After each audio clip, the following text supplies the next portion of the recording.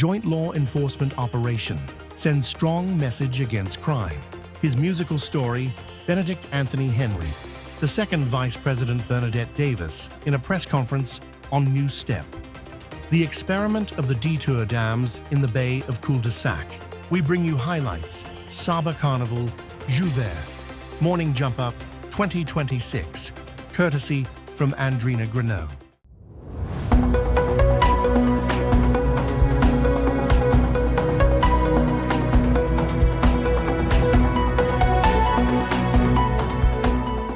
From the island of Sint Maarten, this is SXM Daily News for August 3rd, 2026. Ministry of Justice's continued commitment to strengthening public safety and pushing back against criminal activity. The police force of Sint Maarten, KPSM, together with its justice partners, the Customs Department and the Immigration and Border Protection Service, conducted a large-scale multidisciplinary control operation on Friday, July 31st, 2026.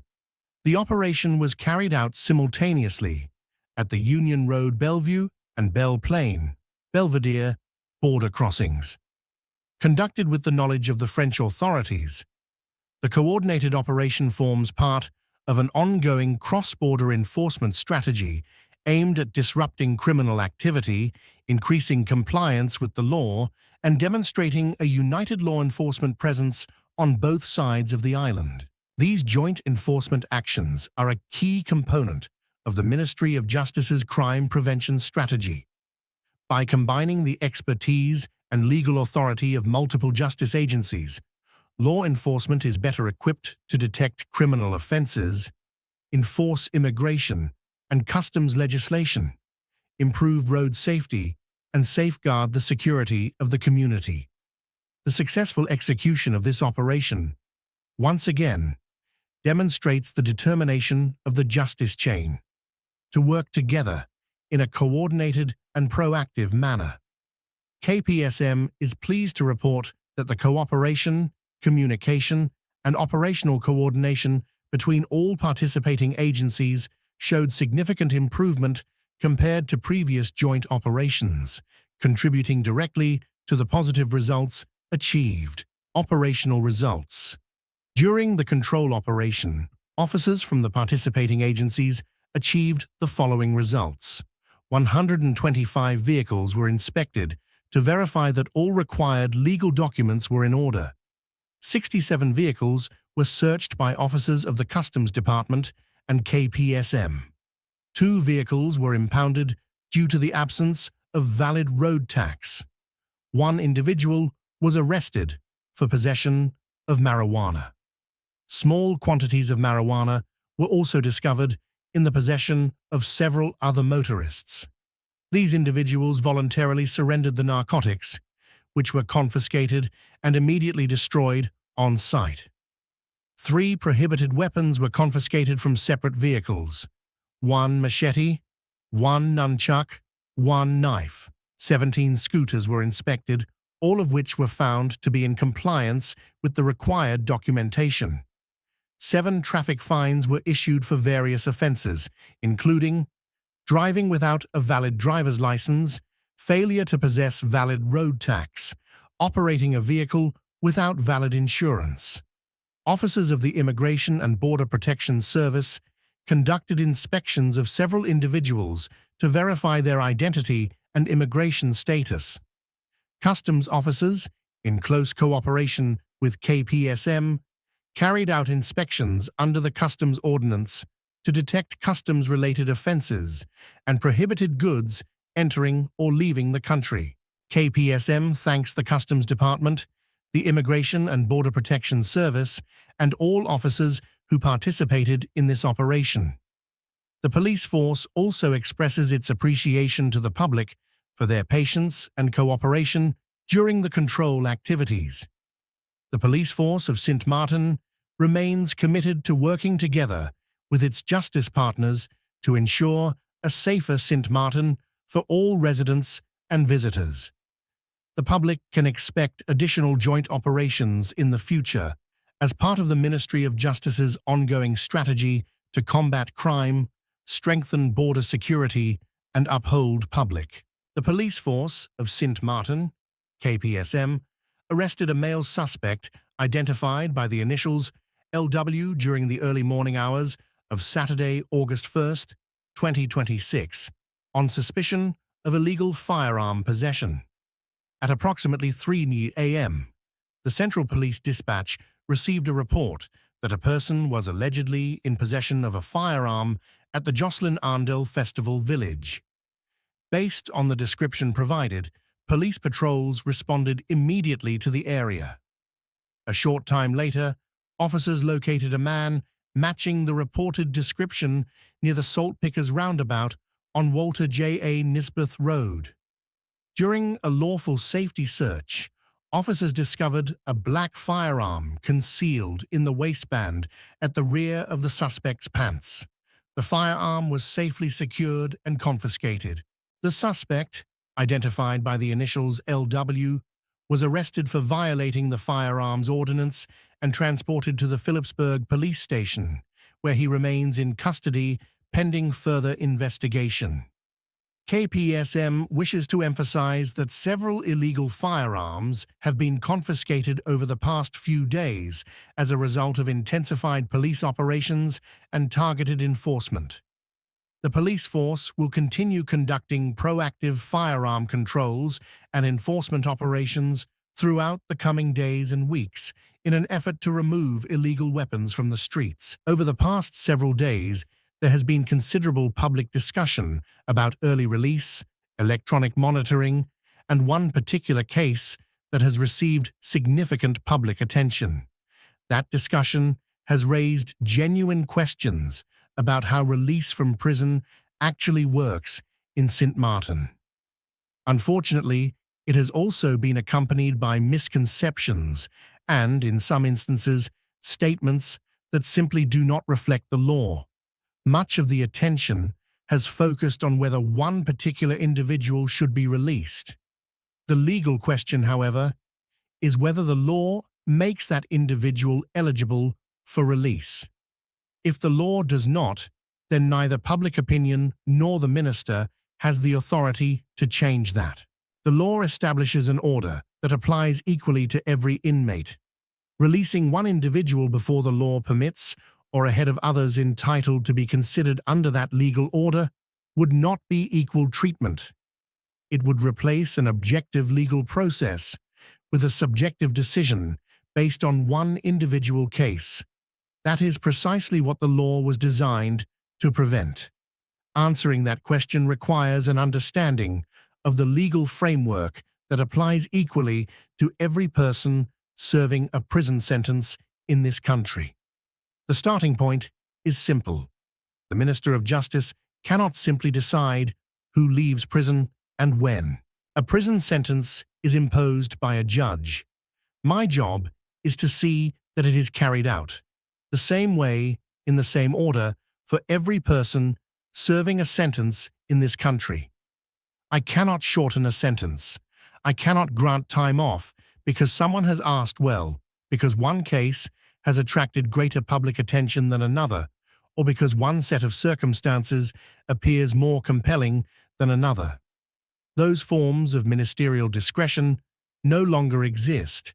They were deliberately abolished when the current criminal code came into force because they were unwritten, inconsistent, and open to suspicion. What remains is one narrow power, exercised only when the prison faces an acute shortage of capacity, and then only in the order the law itself fixes. There is a reason the law is structured this way. The moment release depends on judgments about who deserves it more. It depends on somebody's opinion, rather than the law. Then everyone left behind is entitled to ask whose opinion and why. The law is deliberately structured to prevent that. For most inmates, the position is straightforward.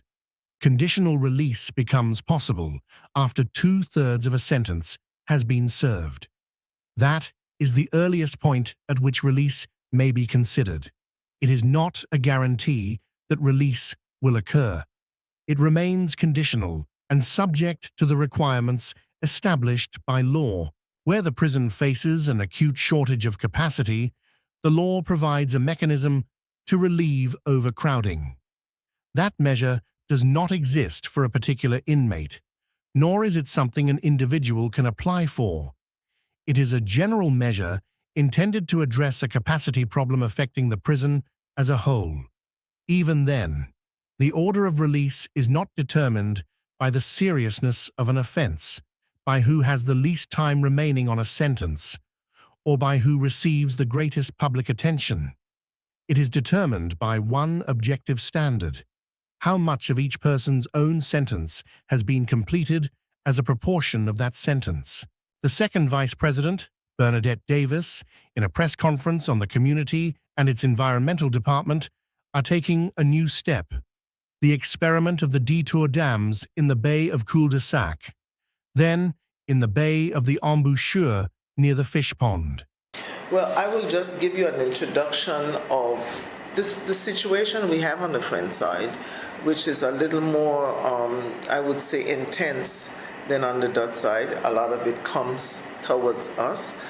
More than 10 years now we've been battling this situation, and it has become increasingly more and more, I would say, dangerous or important, that we cannot just close our eyes. And in fact, it's costing the collectivity a ton of money just to keep all that sargassum that's being dumped on our shores, keeping our beaches clean, making sure that the santé publique, the health of the public health is being respected because of the gases that are being emitted from the rotting or the fermentation of the algae. And also, Pinel, especially the area of Cul-de-Sac, Pinel is a key touristic piece for us, and of course the people who live around there. So it does cause a serious impact, and so therefore we are looking at other alternatives. There are no guarantees. This is completely experimental. This sargassum now is becoming a serious issue, not only in St. Martin, but the entire Caribbean. And some people have kind of put up their hands and says, well, there's nothing they can do. We don't have the luxury. We have to continually look for solutions because this is our bread and butter, and we can't afford to have anything impact us in that manner, in a negative manner. So the director and the manager of environment, we thought of a solution that we think will bring some help, some relief, hoping that it's going to bring the relief, and that is the barriers that we will be installing in two areas, in Cul-de-Sac and in French Quarter. So we collect sargassum every day. And I've seen it. You start in the morning, you get there, and it's completely covered. We collect it, we take it to the dump. But by next morning, it's the same repetition. Same story. What we're trying to do is to direct it with the barriers to a certain area, and there now they will be able to collect. We're hoping that all of it will go towards that area, and there will be the collection from one area. And that would also help in terms of the sand, the sand on the beach, because when you're collecting it every day, you have no choice but sometimes taking some sand also. So we're trying to, also from an environmental area, making sure that we try to diminish as much sand that is being taken. And of course, this is experimental, you say. There's no guarantee. There's no guarantee. How long do you intend? Do I take it that this is a pilot project for you? I would say we could call it a pilot project. Wouldn't you say that it's a pilot project? Because there's no place in the world right now that has come up with a solution, a guaranteed solution. Everywhere that sargassum has touched, there are experimental ideas, solutions that are being proposed. until we find something, this is what we have to do. And what makes it a little more challenging for us, like Igor mentioned, in Mexico they're making bricks, and you hear some other country is doing this. We have to adhere to European environmental standards. And therefore, right now it is clear that sargassum also has arsenics and microplastics and other things in it, and we cannot use it in the matter it is right now because environmentally it's dangerous.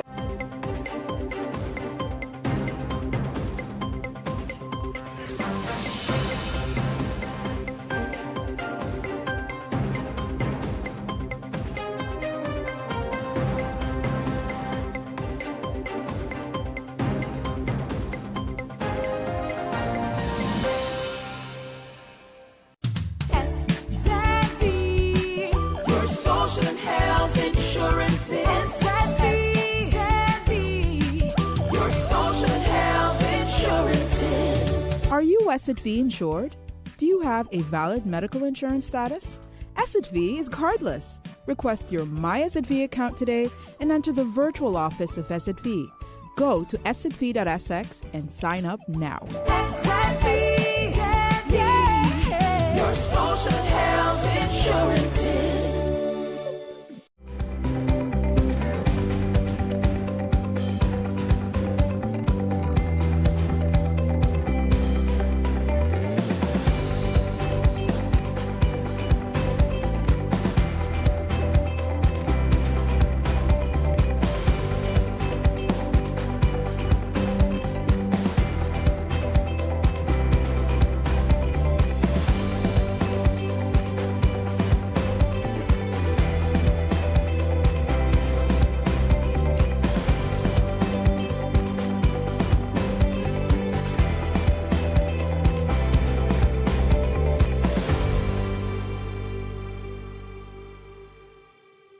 The Office of Disaster Management, ODM, in collaboration with the Department of Communication, DCOMM, will be launching on Monday, August 3rd, 2026, a campaign informing the community about the country's newly developed Early Warning System, EWS. The EWS is a cell broadcast system via mobile cell broadcast. The actual testing will take place at a later date, while the campaign will sensitize the Sint Maarten community to the standard emergency messages and color coding that have been developed. The early warning system has been developed as part of government's ongoing efforts to strengthen national preparedness and community resilience. Sint Maarten is exposed to multiple hazards, including hurricanes and tropical storms, heavy rainfall and flooding, earthquakes, tsunamis, fires, and public health emergencies. These events can occur with little warning, making timely and accurate communication essential to protecting lives and property.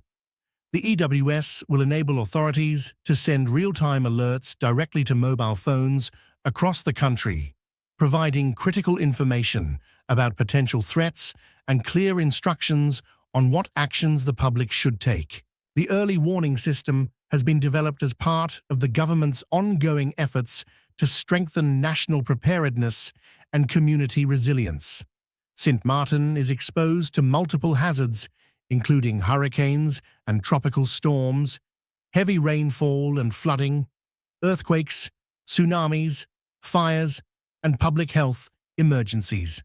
These events can occur with little warning, making timely and accurate communication essential to protecting lives and property.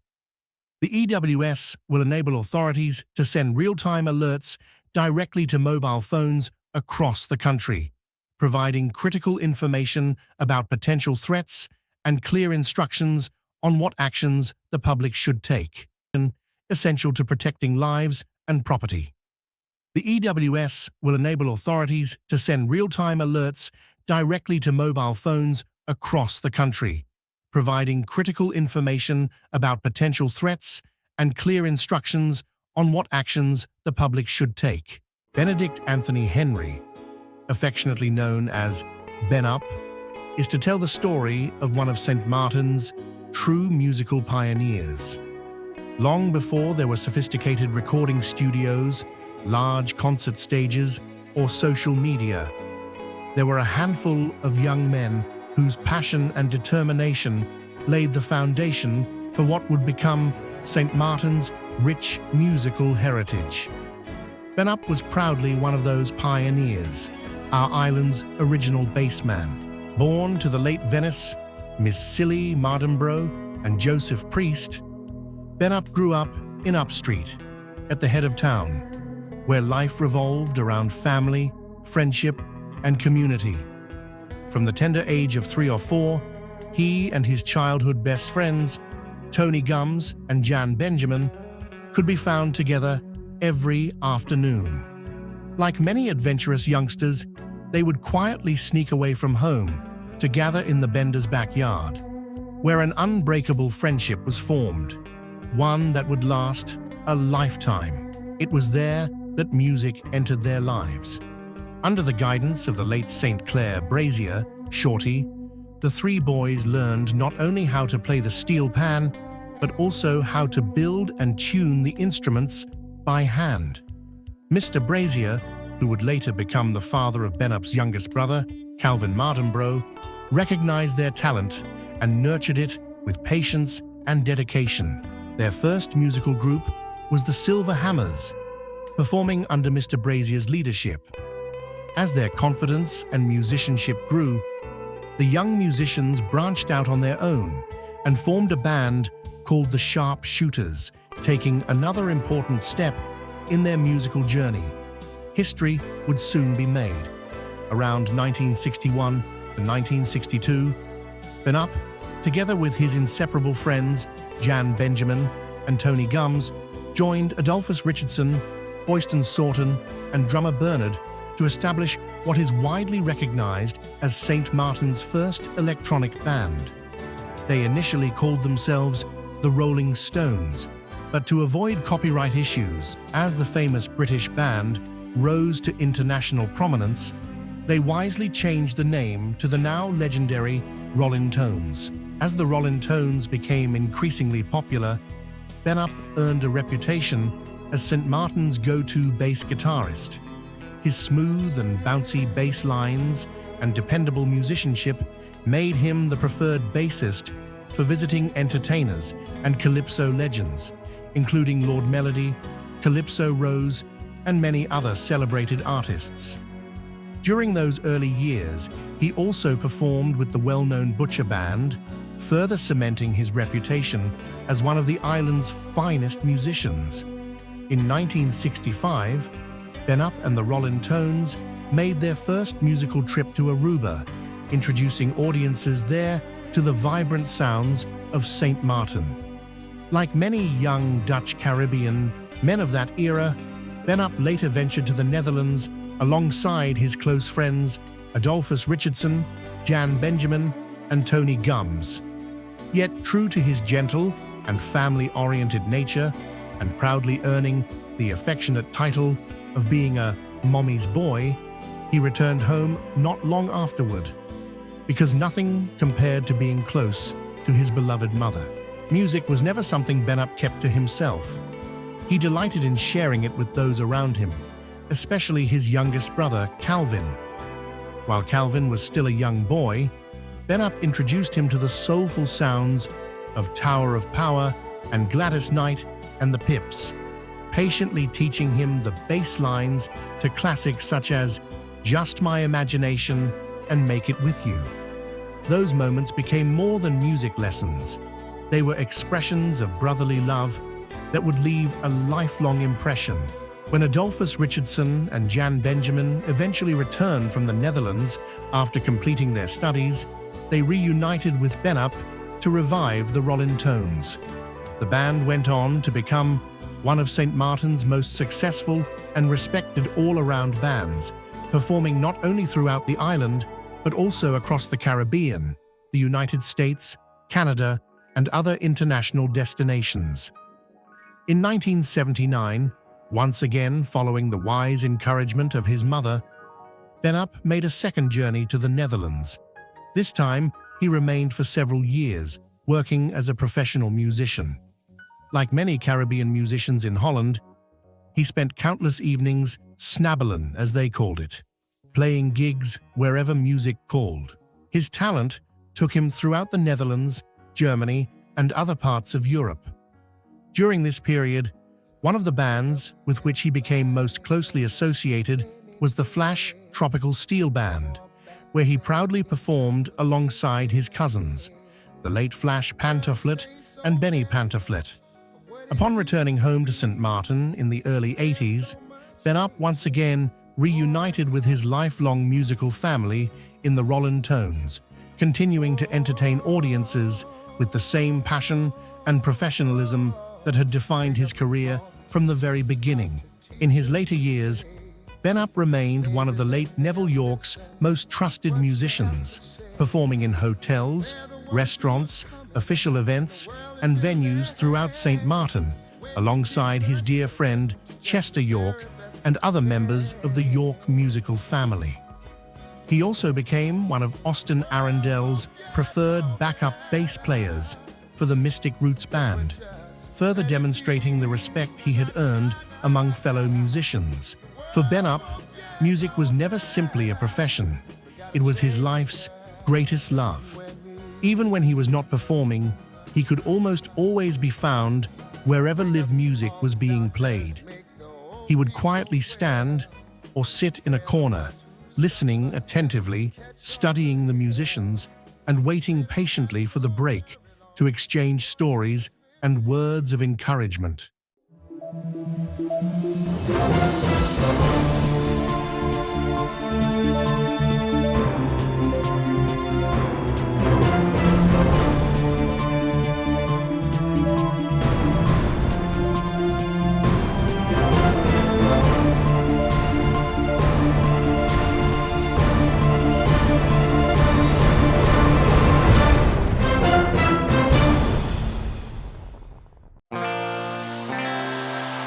Now for the weather forecast, tonight through Tuesday evening. Variably cloudy. Isolated showers are likely. Surface winds. Tonight through Tuesday evening. East-southeasterly to easterly with a light to moderate breeze at 4 to 14 nimlamsh. Sea conditions. State, waves, swells, sheltered areas. Smooth to slight up to 2 to open waters. Slight 2, forest outlook through Wednesday evening. Partly cloudy. Isolated showers are likely. And now your 3-day forecast.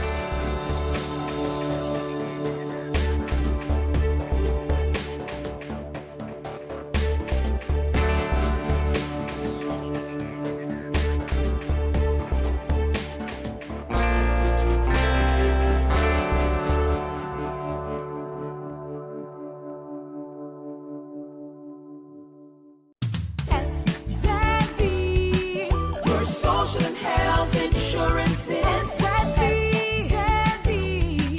your social and health insurance. Are you SXV insured? Do you have a valid medical insurance status?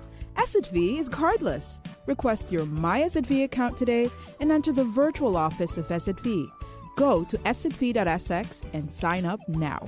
Savvy, yeah, your social and health insurance.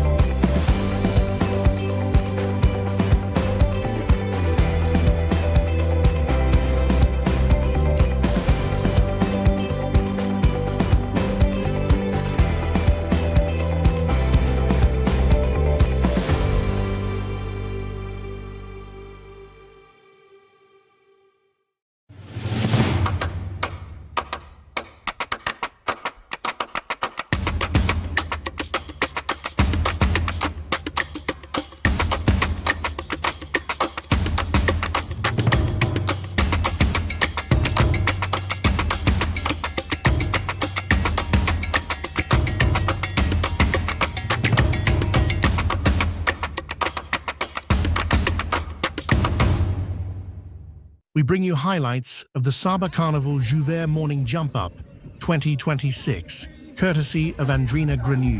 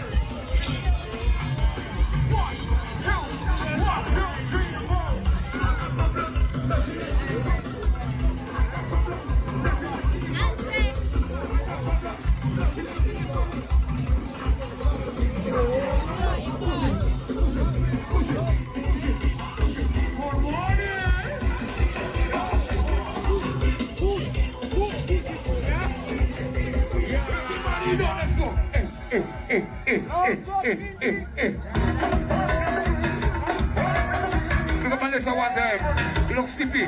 You look sleepy. Come, you come to me looking sleepy. Take a shot. Take a shot. Let me go. Oh. Hey. Good morning. We're not going home. We're not going home. We're not going home. Say we're not going home. Say we're not going home. We're not going home. We're not going home. We're not going home. Say this a Juve. What is a Juve? What is a Juve?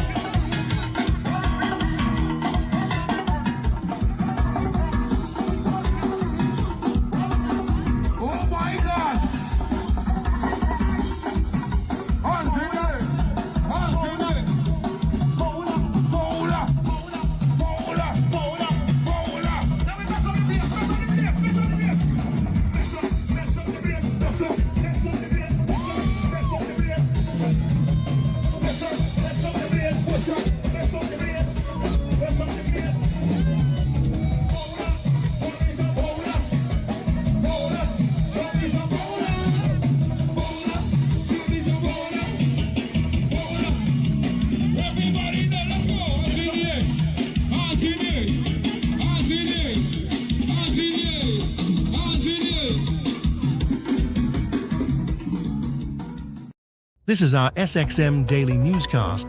Thank you for joining us.